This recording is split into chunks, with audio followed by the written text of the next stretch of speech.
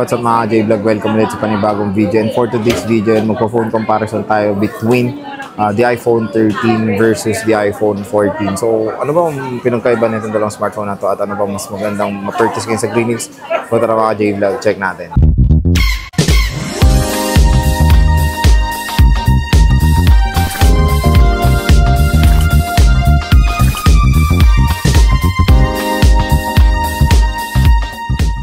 So ayan, nakikita nyo naman na dito tayo ngayon sa Green Hills at dito muna tayo magbablog at madali ang phone comparison tayo. At marami rin nagre-request nito na i-compare daw natin ng iPhone 13 versus the iPhone 14. So when it comes sa design and form factor, right, kita naman na parehong-pareho itong smartphone na to. Build quality and all ay parehong-pareho. Camera placement ay parehong-pareho. Pero ang tanong, ano ba ang mas sulit i-purchase since itong dalawang smartphone na to ay super duper affordable na lang ngayon sa Green Hills.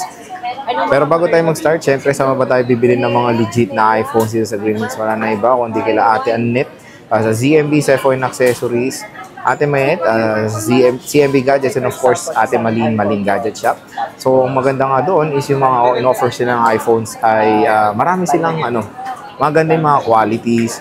Marami ring mga freebies na overload freebies sila. Tapos pag sinabi nyo napanood nyo pa dito, automatic meron pong 500 pesos cash discount. So ugaliin nyo parati na napanood nyo man sa phone comparison, sa review, basta sa vlog, sabihin nyo na napanood sa vlog, automatic po magkakaroon kayo ng 500 pesos cash discount dito sa ZMB Cellphone Accessories, and of course CMB Gadgets and Malin Gadget Shop. So yun nga, ang topic natin is the iPhone 13 and the iPhone 14. So itong dalawang smartphone na yung hawak ko is both is 128GB na internal storage. Pero explore muna natin yung prices nila. First is the iPhone 14. So ang presyo ng iPhone 14 dito sa Green Hills is 29,000 pesos. So ang inclusion niyan is meron tayong kasamang cases, charger, and of course tempered glass na. So, biruin nyo, 29,000 pesos lang to before, nasa 60K pa siya. Tapos, yung iPhone 13 basic package is 25,500. Kung mapansin nyo, napakakunti lang ng price difference sila. 25,500 tapos 29,000. Tapos, syempre, pag sinabi nyo pang napanood sa vlog, automatic po meron kayong 500 pesos na cash discount. Dati nung last year sa Green Hills, napakalayo ng price difference sila, almost 10,000 kasi nasa 40 plus ang presyo nito last year, tapos ito nasa 30 plus. Pero ngayon 2024, hindi na po sila nagkakalayo super dahil nasa 20 plus 20,000 plus segment na lang po itong smartphones na to.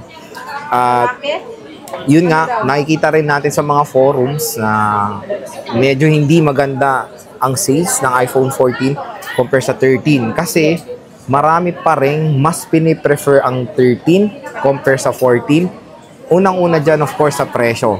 Napakalayo ng presyo nila before sa brand new. Tapos, halos same lang sila ng specifications and of course, ng chipset.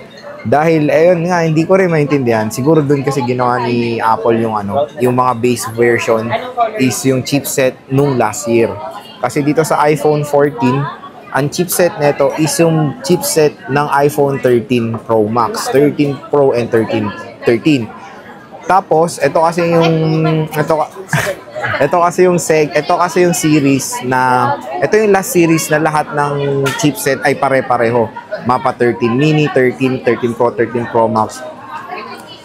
Same sila lahat na Apple A15 Bionic chip. Dito kasi sa 14 series pataas, magkaiba na yung chipset ng base model sa Pro model. For example, itong 14 base model, ang chipset nito is Apple A15 Bionic chip. Tapos yung Pro version na iPhone 14 Pro and 14 Pro Max is Apple A16 Bionic chip. So doon sila nagkakalayo na or doon na sila merong major difference when it comes sa base model and sa Pro model ng iPhones. Kaya yun, gumawa si Apple siguro ng parang meron talagang pinagkaiba yung base tsaka Pro at super duper layo na kumbaga. Ganun nangyari sa 14, last year chipset, tapos ganun nangyari sa 14, last year yung kanyang chipset or yung predecessor chipset yung nilagay nila. Kaya yun nga, to be honest, pareho lang sila when it comes sa utak, sa chips or sa chipset. Performance wise, pareho. Ang pinaka main na difference ng 14 and 13 is sa camera. When it comes sa aperture ha, Kasi tingnan nyo, kung pagtitingnan nyo to ng actual or malapitan, mas malaki di hamak lang ng napakakonti yung camera lens ng iPhone 14 compare sa iPhone 13. Napaka minimal lang nung difference sila sa lente. Malaki lang yung lente ng 14 sa 13. Doon po kasi, ayan sa magtatanong, Lods, ano ba, bakit ba malaki yung camera lens? Doon po kasi, doon kasi yung niya, yung aperture. Yung aperture kasi ng iPhone 14 sa iPhone 13 ay mas mababa po. Meaning, pag mas mababang aperture, mas maganda po ang performance sa low light. Mas malinaw siya kumbaga. Dito kasi sa iPhone 13, ang main camera niya is merong f1.6 aperture. iPhone 14, ang main camera niya is merong f1.5 aperture.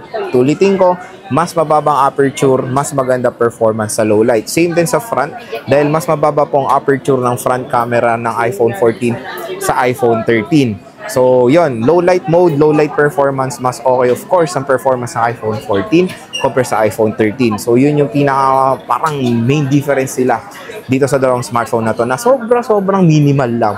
Pero when it comes sa chipset, software update support, pareho pong mawawala sa listahan nitong dalawang smartphone na to. Kaya yon, when it comes sa affordability, syempre, go for the iPhone 13. To be honest, wala po talaga silang ganong difference.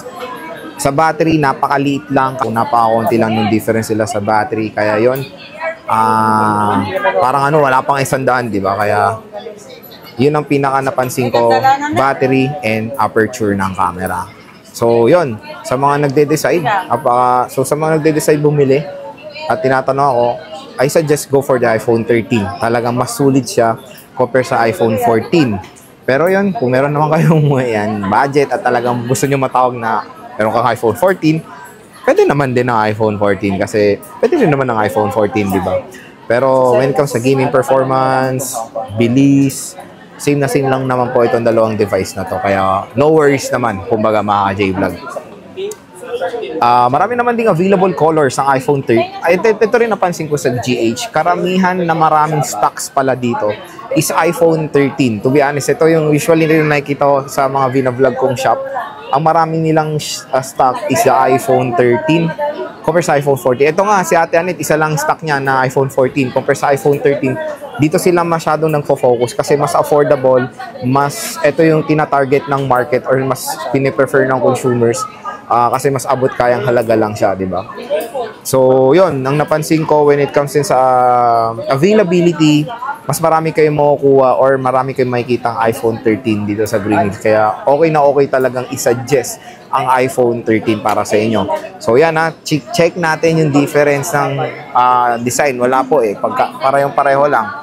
Ito po yung iPhone 13. Ayan malaki lang talaga lente ng iPhone 14 sa 13. When it comes sa placement ng mga buttons, same na same. Ayan. Ito kasi meron to yung sa mga variant to eh. Kaya, ewan ko ano yan. Basta sa mga variant yan. Pero when it comes sa placement ng power button, same. Taas, same na same. Tingnan nyo. Ring and silent toggle, same. Power button, same. SIM 3, same. Speaker grills. Microphone and of course, port ay same na same din ng placement. Kaya tingnan nyo. Okay lang yan. Vlog ko to eh. Okay lang na, tignan nyo, may nakita kayong halimaw. So, okay naman. Meron ka bang 14? Meron siyang 14. So, bisita na kayo kay Ate Mayet. Nakita nyo, umepal pa siya sa ating video. Pero, camera performance ng specs, same na 12 megapixel. No worries naman mga J-Vlog. Okay naman din. I-recommend both the 13 and the 14. Maganda rin sila for making contents dahil both ay support ng 4K video recording, mapa rear or front camera. Tulad ng sinabi ko sa inyo, saan pa ba tayo bibili ng mga good qualities na iPhone? Siyempre, wala na iba kundi sa mga nire-recommend natin shop sa Green Hills kay Ate Annette sa ZMB sa iPhone Accessories.